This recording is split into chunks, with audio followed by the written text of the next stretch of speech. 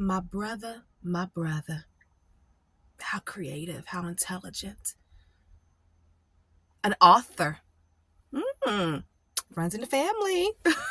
A playwright. That runs in the family too. A screenwriter. My brother is the CEO of his own business in LA where he lives, and that is what he does. He teaches screenwriting and playwriting. He's even a celebrity barber, so he gets to rub, elbows with some pretty amazing people. Looking on his IG account, you're in the same room as the actors of the piano lesson. You're in the same room as Issa Rae. You're in the same room as Debbie Allen. Must be nice. My brother. But I'm telling you, growing up, that was my hero. I'm talking about my oldest brother. If you've read my book, the one I call Derek. When I went to him when I was in trouble with my little then boyfriend, he's the one that said, don't worry. I'll tell Dad. Well, you know how that turned out. If you read my book. So growing up, though, he was my hero. We were so close. And when he got this fellowship, it hurt so bad. And I'm sure that he was hurt, right, when I was disfellowshipped, right? But that man has hurt me for the last time. I've grieved. And you know what? I'm okay. But let me tell you more about what I'm talking about. Hey. I am Mira Cassidy, empowerment coach, religious trauma specialist, motivational speaker, actress, writer, and you're watching Sisters Living with Religious Trauma Syndrome. Well, what is this? Well, I'm trying to raise awareness to an emerging field, that of religious trauma syndrome, because I myself have it. And I found and discovered that people who are Jehovah's Witnesses, who are in this weird space, need a place. When you're not, an ex-witness and you are dealing with this pain, where do you go to deconstruct? Where can you get help? And this, the exJW community is very, very big. But if you're not there, you don't fit there, what do you do? And there's spaces like this for people of other religions. So where's our space? So I created it.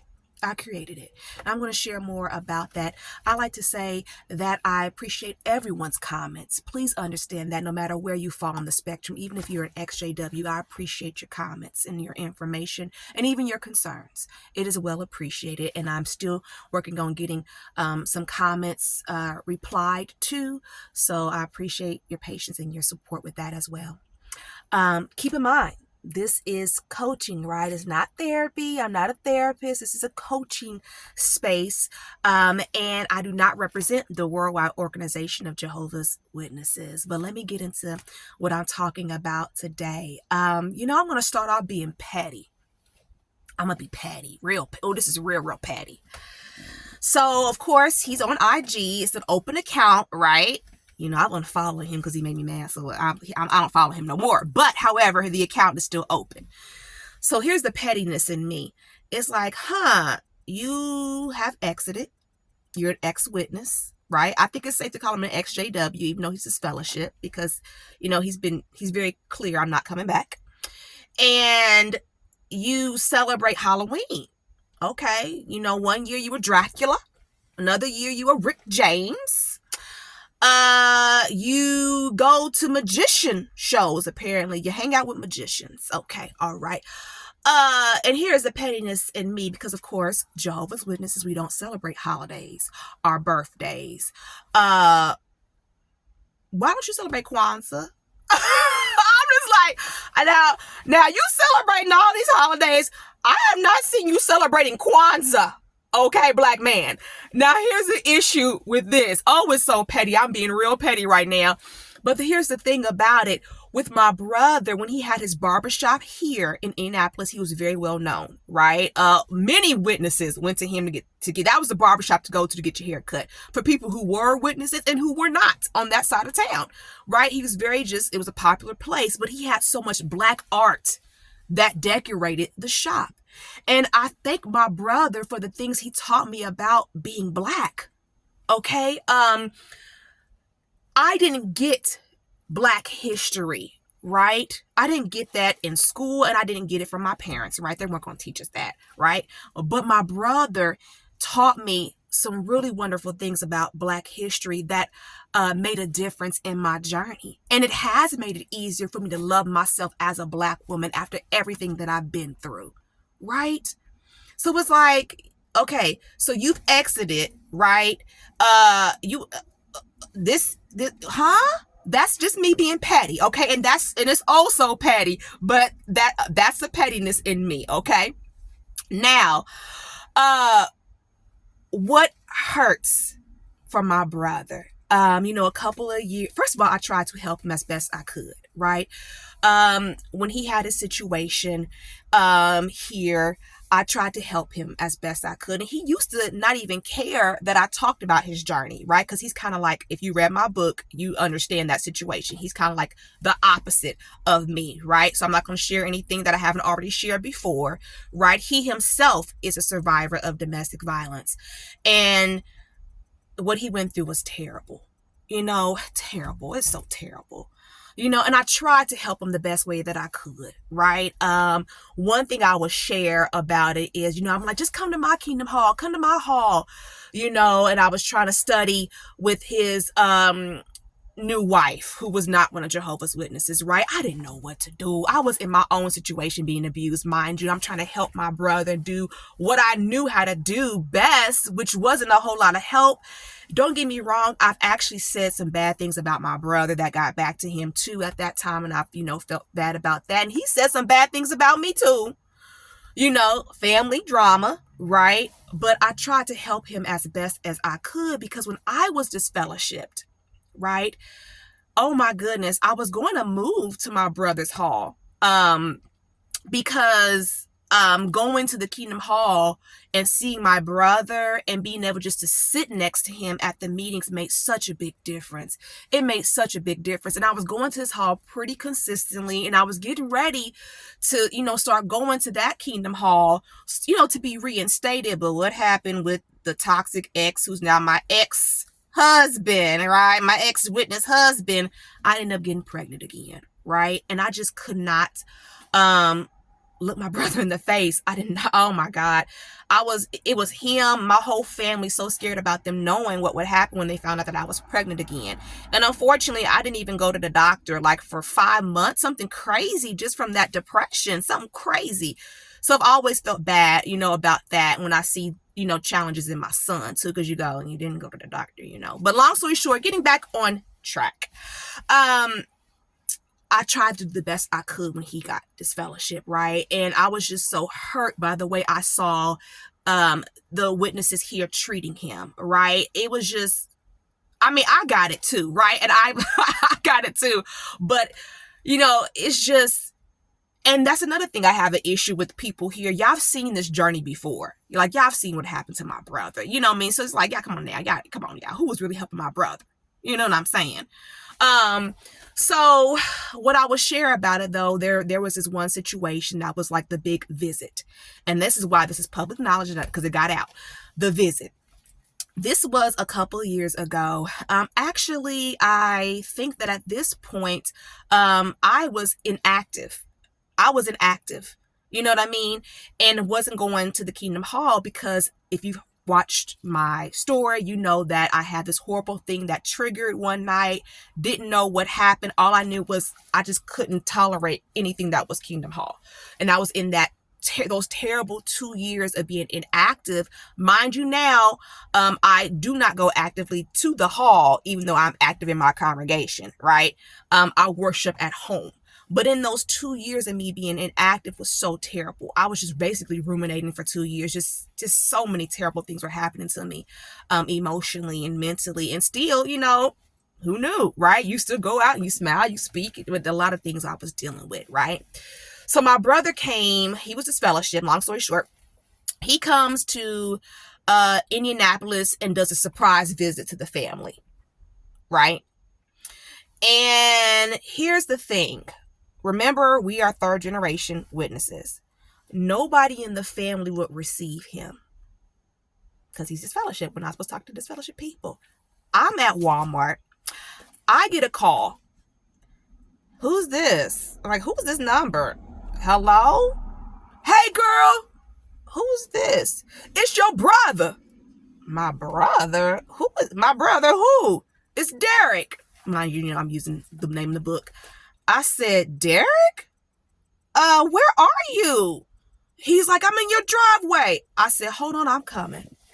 Hold on, I'm coming. I received my brother, right? I received him. You know what I mean? And the whole time we talk, he never asked me. He knew good and well that I was not with my then husband. And, he never asked me, not even one time in that visit, what do you need? You need something? How are you doing with this? Because he had already lived it and went through it. You know what I'm saying? And it took me really reflecting on this to even realize that, he never even asked me how I was doing. Those whole 2 years that I was inactive, it wasn't like I'm not trying to... Look, my brother got money, okay? Look, he got money. He got 2 houses in 2 different cities. He got money. It wasn't like you were flying me out to LA or even checking on me to see if I was okay. Right? Mind you, public knowledge, he went on a talk show, a TV show, whatever, and won like $250,000. And I see him out here giving to the community, but you can't give to me and make sure that I'm not yes, that's what I want to say, because it's, you know what I mean? I'm not saying give me a whole bunch. I'm not saying, pay my mortgage. I'm just saying making sure, hey, what do you need? Is there anything I can do? If there's any resources I can do? It wasn't like that. And like I said, this is all self-reflection. You go, I loved him. At some point, he sure enough stopped loving me. He stopped loving me at some point. So with the visit though, I was the one that received him. And then it got back around because he knows a lot of people in the city. My cousin, who's not one of Jehovah's Witnesses, was like, hey, I was getting my hair cut.